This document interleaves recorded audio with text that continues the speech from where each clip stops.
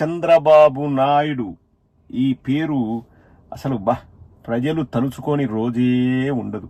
ఎంత బాగా ఏమార్చుతాడు, ఎంత బాగా ప్రజల్ని ఎర్రి పప్పల్ని చేస్తాడు అంటే ఈరోజు మళ్ళీ సూపర్ సిక్స్ల గురించి మాట్లాడడమే కాదు, ఆఖరి రాగం కూడా పాడేశాడు.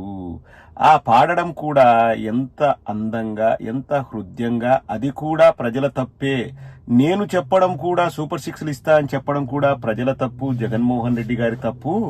జగన్మోహన్ రెడ్డి గారి వల్ల ఇవ్వలేకపోతున్నాను, ప్రజలు ఆశించడం కూడా తప్పు అనే విధంగా దాన్ని కూడా ఏరు దాటేంత వరకు ఏటి మల్లన్న, ఏరు దాటిన తర్వాత బోడి మల్లన్న స్టైల్లో ఇంకా దాని పైన ఇంకా మీరు అసలు మాట్లాడకూడదు, చర్చే ఉండకూడదు అన్నట్లు మాట్లాడతాడు. సూపర్ సిక్స్ల గురించి ఏదో ఈరోజు మళ్ళీ చంద్రబాబు మాట్లాడుతున్నాడు, ఒక్కసారి వినండి.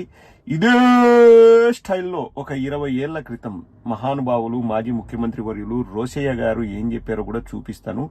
ఎన్నిసార్లు మనం చూపిస్తున్నాం, కానీ వాళ్లకు నమ్మకం, కాన్ఫిడెన్స్ అనమాట. మేము ప్రజల్ని గొర్రెల్ని చేయొచ్చు, ఎర్రిపప్పల్ని చేయొచ్చు, ఏమార్చచ్చు, వాళ్ళని మేము హేళన చేయొచ్చు అన్న ఉద్దేశంతో వాళ్ళు ప్రవర్తిస్తున్నారు. దానికి మీరు ఊతమిస్తున్నారు.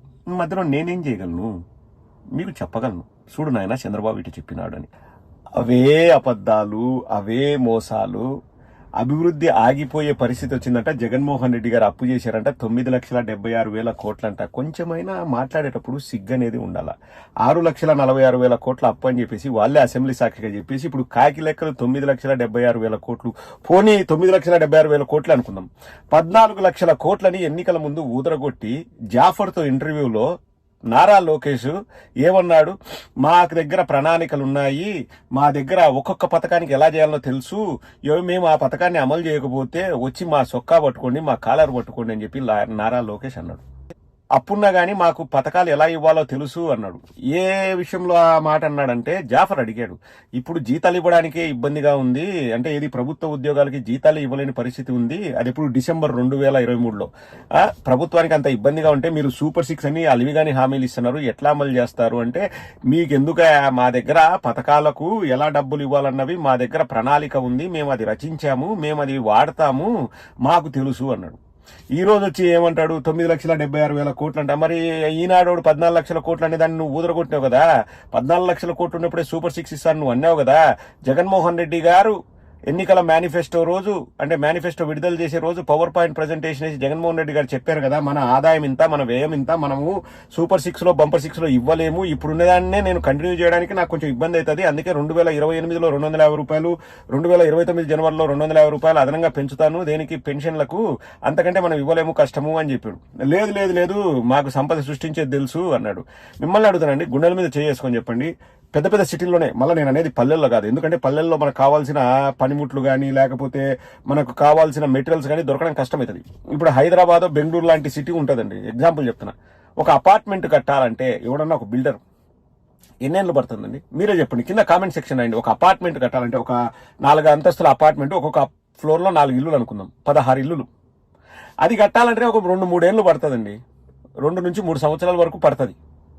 కంపెనీ వస్తుందంట, ఆ కంపెనీ ఏదో పెద్దగా వృద్ధి సాధిస్తుందంట, ఆ కంపెనీ లాభాల బాట పడుతుందంట. ఆ లాభాలు అంటే ఏంది, మొత్తం లాభాలు గవర్నమెంట్కి ఇదా కంపెనీ. లాభాల్లో వాళ్ళు కట్టిన ట్యాక్సులు, అంటే లాభానికి వాళ్ళు కట్టిన ట్యాక్సుల్ని మనం ప్రజలకు ఇస్తామంట, అది అభివృద్ధి అంట.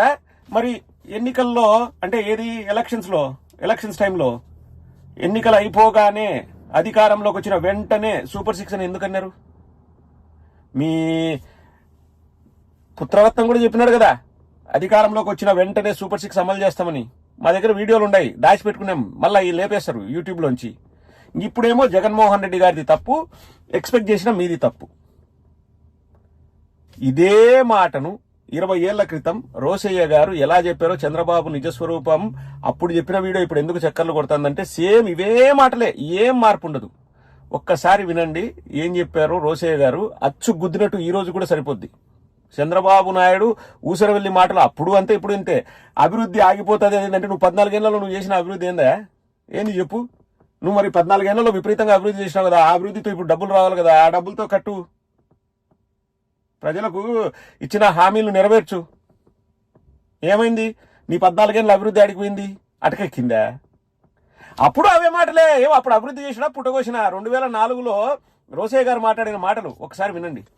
నరుడా కోరుకో ప్రసాదిస్తున్నానని చెప్పాడు. ఎన్నికలు అయిపోయిన తర్వాత 15 రోజులు కూడా కాకుండానే నేను ఆర్థికంగా దివాలా తీశాను, నా దగ్గర ₹1 కూడా లేదు, ప్రభుత్వాన్ని నడపడం నాకు చేత కాదు, ఉద్యోగుల జీతభత్యాలు కూడా వచ్చే నెలలో ఎలా ఇవ్వాలో నాకు తెలియకుండా ఉంది, కనుక ప్రజలే భరించాలి, ప్రజలే నడిపించాలి, ప్రజలే డబ్బు నాకు ఇవ్వాలి, ప్రజల సలహాలు ఇవ్వాలి అని ప్రజల మీద పడ్డాడు. ఇది బహుశా నాకు తెలిసినంత వరకు భారతదేశ చరిత్రలో ఏ రాష్ట్ర ప్రభుత్వం కూడా అధికారపూర్వకంగా నేను దివాలా తీశాను అని ప్రకటించుకున్నటువంటి సందర్భం ఇంతవరకు కని విని ఎరుగు. మీరు చెప్పండి, ఇది 20 ఏళ్ల క్రితం రోసయ్య గారు మాట్లాడిన మాటలు. అప్పటికి ఇప్పటికీ చంద్రబాబులో ఏమైనా మార్పు ఉందా? ప్రజల్ని మోసం చేసి మభ్యపెట్టడంలో ఏమైనా మారాడా? మీరు ఓట్లు వేసినారబ్బా, అంటే ఈవీఎంలా ఇంకోటి కానీ కొంతమంది ఆశపడినారులే. ఇప్పుడు జగన్మోహన్ రెడ్డి గారు ఒక స్టాండర్డ్ సెట్ చేశారు.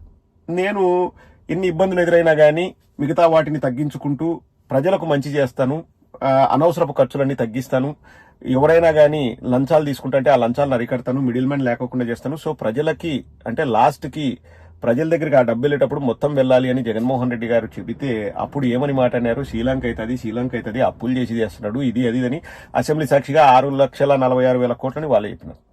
మరి జగన్మోహన్ రెడ్డి గారు ఇచ్చే పథకాలకే శ్రీలంక అవుతుంది అంటే సూపర్ 6 ఇవ్వచ్చా ఇవ్వకూడదా?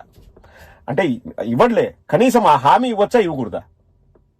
అది మోసం చేసేట్టు కదా. అప్పుడు ఆర్థిక మేధావులు ఎక్కడికి పోయినారు?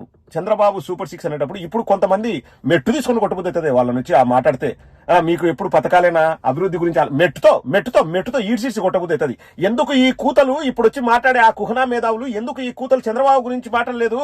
ఎలక్షన్స్ ముందు చంద్రబాబు చెప్పినప్పుడు ఎందుకు చంద్రబాబుని అనలేదు? ఏం చంద్రబాబు బుద్ధుందా లేదని కడుపుగా అన్నం తింటున్నావా, పెంట తింటున్నావా? ఎట్టా హామీలు ఇస్తున్నావు సూపర్ 6 అని? అభివృద్ధి కదా మనం మాట్లాడాల్సింది. సూపర్ 6 హామీలు ఇస్తే రాష్ట్రం శ్రీలంక కాదా అని చెప్పేసి ఆ రోజు ఈ మేధావులు మాట్లాడలేరా? మెట్టుతో కొడతా ఎవడన్నా నా కామెంట్ల కింద మేడం అభివృద్ధి ఆపుతున్నారు, అభివృద్ధి కదా కావాల్సింది, ఈ పథకాల వల్ల ప్రజలు సోమరిపోతులు అవుతున్నారు అంటే అవన్నీ వేరే మాటరా బోయ్, అది వేరే డిబేట్. హామీలు ఇవ్వడం తప్ప కాదా? ఎవడైతే వీడియోల కింద కామెంట్లలో మీరు పథకాలు అని చెప్పేసి ప్రజల్ని సోమరిపోతులను చేస్తున్నారు, రాష్ట్రం దివాలా తీస్తుంది, అభివృద్ధి జరగాలి అని సొట్టకూతలు కూస్తారో వాళ్ళు మనుషులే జన్మ ఎత్తినట్టే కదా నా దృష్టిలో. ఏం ఆ రోజు చంద్రబాబుకు చెప్పలేకపోయినారా? మీ నోర్లు మూతపడినాయా? నోర్లు ఎవరైనా కుట్టేసినారా మీ నోర్లను? ఆ రోజు చెప్పాల్సింది. చంద్రబాబు హామీలు ఇచ్చినప్పుడు ఇవి బూటకపు హామీలు, డబ్బులు ఉండవు అని చెప్పేసి జయప్రకాష్ నారాయణ నోట్లోంచి మాటలు రావడానికి ఏమి నోట్లో ఏదైనా బూతులు వస్తాయండి. నాకు ఇక్కడ సమస్య అభివృద్ధి జరుగుతుందా, పథకాలు అందుతున్నాయా, ప్రజలు సోమరిపోతులు అవుతున్నారు, ఇది కాదండి సమస్య. That is next stage. First సమస్య ఏంటంటే ప్రజలకి ఆశ కల్పించడం దేనికి, ప్రజల్ని మోసం చేయడం దేనికి, ప్రజల్ని మభ్యపెట్టడం దేనికి? నువ్వు అధికారంలోకి రావడానికి అడ్డమైన గడ్డి గరుస్తా అనడం ఎంతవరకు సమంజసం? నా పాయింట్ అదే అండి. ఇప్పుడు చంద్రబాబు నాయుడు ఇచ్చాడా ఇవ్వలేదనేది నెక్స్ట్. ఇవ్వలేడు కానీ ఆశ పెట్టడం తప్పు కదా. ఇవ్వలేను అని చంద్రబాబు కూడా తెలుసు. 14 లక్షల కోట్ల అప్పున్నప్పుడే నేను అన్ని ఇస్తా అన్నాడు. ఇప్పుడు వచ్చేసి ఆయన ప్రకారం 9,70,000 కోట్లు అంటే ఇంకా ఎక్కువ పథకాలు సూపర్ 12 ఇవ్వాలి కదండి. అది మోసం కాదా? నేను అనేది ఆ పాయింట్ అది. మళ్ళీ ఇప్పుడు కుహనా మేధావులు, ఆర్థిక మేధావులు వచ్చి మెట్టు దెబ్బలు నాకు మండుతుంది. అట్నే సిగ్గుండాలరా. నా కామెంట్ల కింద ఎవడన్నా అటు రాసినాడు అనుకో, రాష్ట్రము అభివృద్ధి శ్రీలంక దివాలా అంటే ఈ కుక్కలు ఇప్పుడు వచ్చి మురిగే కుక్కలు చంద్రబాబుకి ఎందుకు చెప్పలేకపోయినాయి? నా పాయింట్ అది. ఏమన్నాడు? ఇప్పుడు అప్పులు చేసి పథకాలు ఇవ్వడం వల్ల ఉపయోగం లేదు, అభివృద్ధి కుంటుపడుతుంది అన్నాడు కదా. నిన్నటికి నిన్న పోయిన వారం మంగళవారం ఎంత అప్పు చేశాడో నేను ఆధారాలతో చూపిస్తాను. దాంతో ఈ చంద్రబాబు నాయుడు ఈ 10 నెలల్లో చేసిన అప్పు ఏది? మళ్ళా నాన్ గ్యారంటీడ్ డెట్స్ కాదు, మన అమరావతి కోసం చేస్తున్న అప్పులు కాదు, గ్యారంటీలు అవన్నీ కాకుండా 1,13,000 కోట్లంట. నేను ఆధారాలతో చూపిస్తా. ఒకవేళ నేను చూపించిన ఆధారం తప్పు అయితే నేను మళ్ళీ ఒకటే చెప్తాను. నేను యూట్యూబ్లో ఉండను, నేను రాజకీయాలు మాట్లాడను. ఒక్కసారి మీరు వినండి, నేను చూపిస్తా. ఫోటోస్తో సహా చూపిస్తా. మార్చ్ 24, 2025 మన కమ్యూనిటీలో కూడా పెడతాను నేను. ఇది auction of state government securities revised. The following state governments have offered to sell stock by way of auction for an aggregate amount of 74,655 crores face value. అన్ని రాష్ట్రాలు కలిపి. అందులో ఫస్ట్ మంది ఏ కదా, ఆంధ్రప్రదేశ్ ఫస్ట్ మందే ఉంటది. ఎంత అమౌంట్ టు బి రైజ్డ్, ఎంత అప్పు అడిగారు రిజర్వ్ బ్యాంక్ ఆఫ్ ఇండియాను అంటే 400 కోట్లు, 1148 కోట్లు, 1000 కోట్లు, 2000 కోట్లు. సో లెక్కేయండి అబ్బా, కుహనా మేధావులను అడుగుతున్నా, లెక్కేయండి. 4548 కోట్లు 24వ తేదీ అప్పు చేశారు. అప్పు కోసం రిజర్వ్ బ్యాంకు తలుపు తట్టారు. ప్రతి నెల రిజర్వ్ బ్యాంకు తలుపు తడుతూనే ఉన్నారు. పథకాలు ఇవ్వట్లేదు. మరి అప్పెందుకు చేస్తున్నారు? చెప్పు చంద్రబాబు, అప్పెందుకు చేస్తున్నావు? పథకాలు ఇచ్చి అప్పులు చేసి అభివృద్ధి ఆగిపోతుందిలే, పథకాలు ఇవ్వడంలే అప్పులు జరుగుతున్నాయి. ఇది నేను అన్నమాట కాదండి. ఎవడైనా తెలుగుదేశం వాడు కానీ జనసేన కానీ నేను అన్నమాట ఇది తప్పు అని చెప్పమనండి. ఆస్తులే పందాలు పెట్టుకుందాం. ఆస్తులే పందాలు పెట్టుకుందాం. నేను రెడీ. డాక్యుమెంట్. మేము ఏది సొల్లు కబుర్లు సొట్టకూతలు గుయ్యం. ఎవిడెన్స్, డాక్యుమెంట్స్తో మేము మాట్లాడతాం.